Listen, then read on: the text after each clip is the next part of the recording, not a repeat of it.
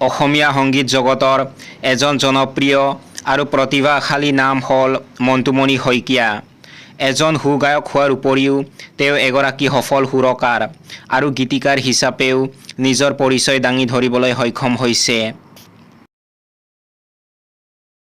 1988 চনৰ 19 মাৰ্চত যোৰহাট জিলাৰ তিতাবৰৰ মাধৱপুৰৰ হলৌগুৰি মাছ গাঁৱত মণ্টুমণি শইকীয়াৰ জন্ম হয়। তেওঁৰ পিতৃৰ নাম বিতুল শইকীয়া আৰু মাতৃৰ নাম পদ্মা শইকীয়া। যোৰহাটৰ সুন্দৰ পৰিৱেশত ডাঙৰ দীঘল হোৱা মণ্টুমণি বৰ্তমান গুৱাহাটীৰ বাসিন্দা।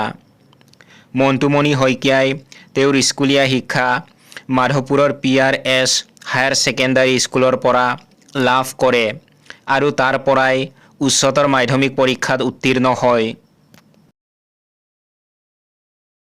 সৰুৰে পৰাই সংগীতৰ প্ৰতি থকা অদম্য হেঁপাহৰ বাবে তেওঁ সংগীতকে বৃত্তি হিচাপে বাছি লয়। তেওঁৰ প্ৰথম এলবামটোৰ নাম আছিল পাহি।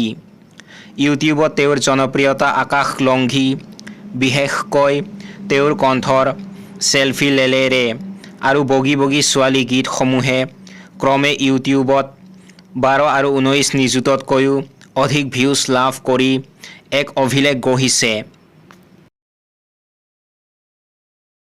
তেওঁৰ জনপ্ৰিয় গীতবোৰৰ ভিতৰত চেল্ফি লেলেৰে, উজনি নামনি, বিলাতী মেম, কলিজা মোৰ, পলাশ ফুলা নাই, জান মইনা, এতিয়া কি কৰোঁ আদি অন্যতম।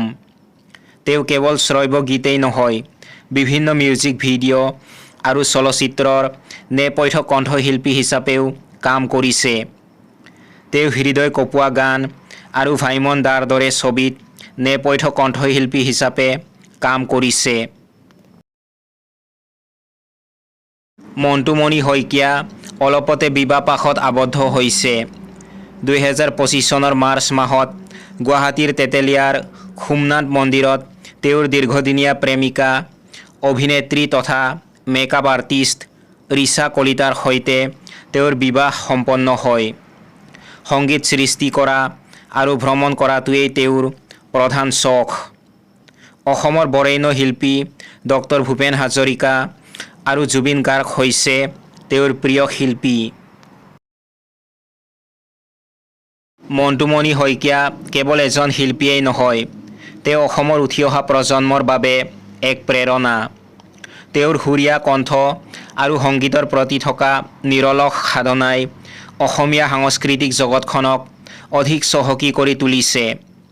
ভৱিষ্যতে তেওঁৰ পৰা আৰু বহুতো সুন্দৰ গীত আশা কৰি অনুৰাগীসকলে তেওঁৰ উজ্জ্বল ভৱিষ্যত কামনা কৰিছে।